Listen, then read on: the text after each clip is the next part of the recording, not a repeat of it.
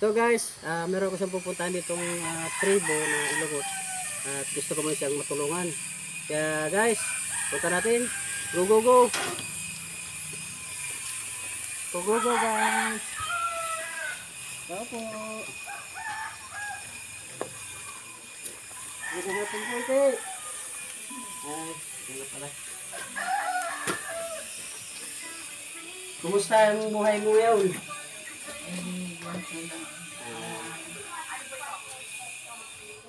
Mag-mic ka nga para marinig yung boses mo. Lakasan mo. Ano to rin ang pangalan ni Kik? Susan Aboy. Paano man ang middle niya? Paano ba yung to rin na pananggalan? Ilan taon ka na ngayon? 16 na sa buwan ko yun. Senior citizen ka na. Sa 20 ka man. 20, ano na ngayon?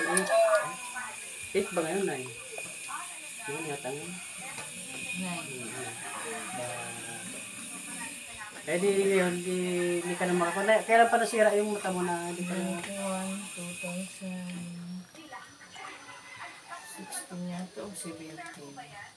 2017, matagal ka na rin na sira yung mata mo, hindi ka na makakita ng mata ka na. 9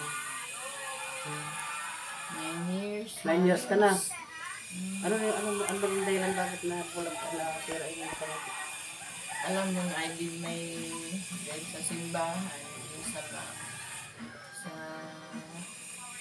presidency team, sabi ng president namin. Magbasa kayo ng ng Biblia, bawat chapter, ipaliwanag ninyo. Tapos ipapasa namin tuwing Sabado. Papacheck namin. Eh, biro mo yung yung limang araw na nagbabasa ako. Nagsusulat pa. Minimemorya mo yung nabasa? Hindi. So, ipapaliwanag ko yung nasa bawat chapter ng Bible. Abay, mga kwan ay halos mag-iilaw na ako ang ilaw ko na yung solar. Nagtaka ako papunta na ako sa kapilya. Ayun, halos puro puti na yung naririnig na nakikita ko. Halos naikuan nga ako sa kanal yung Sub-sub ka na. Hindi, nahulog ako dun sa hindi na alam. Hindi mo na pala makita yung dinadaanan mo. Kumbaga dahil puro puti. Doon nag-umpisa yung... Nagtaka ko, bakit kaya? Hindi ko na makita yung dahil puro puting lang nakikita ko. Hindi bumalik ako. Ganon. Ay, ang simula pa pala nun na isa-isa, yung may nagtuturo sa amin ng choir Tiga Maria na choir na pang-Kristiyano. Nung una, nababasa ko pa yung yung kanta namin. Bakit nung mga ilang araw ang lumipas. Nung kakanta na naman kami, bakit di ko na makita yung mga letra, sabi ko.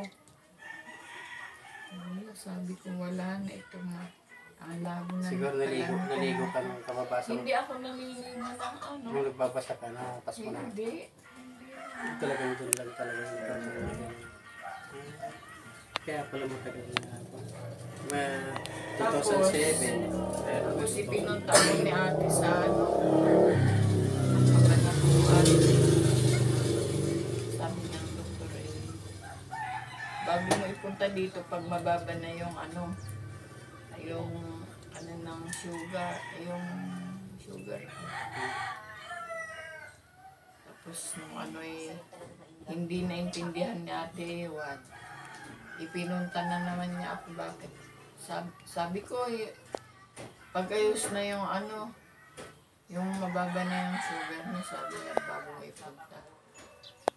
Si ate rin ay may kabingihan pala. Hindi niya naintindihan, pinagalitan siya ng doktor. Pero tinuloy pa rin na inopera ito. Siya rin lang naman, hindi rin lang na bago.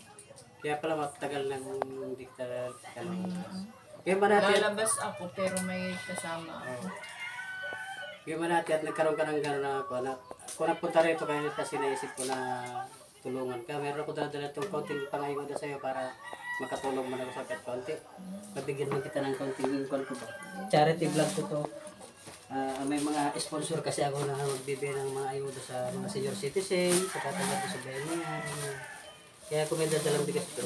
O, ikito, ito may bigas akong kot sa'yo. Bigay, para may ayuda ako sa'yo. Meron pa rito. Ito yung bibigay ko. Meron pa rito, ikit. At isa-isay natin itong ito, may dalawang gatas kay Kit, o yan. O. Salamat. Dalawang gatas, isang kape, o yan. Asukal, may dalawa kang pilit. O, marami ito. Salamat O, sa iyo. dalawang pilit. Dalay. O, may sardinas ka pa, Ikit. Ayan. O, may sabon ka pa. Ito may sabon. Panglaba. Ito may tinapay pa, o yan. May chicherya ka doon. Palagay natin ito, Ikit. Pasalamatan mo at Ikit si Tessie. Nasa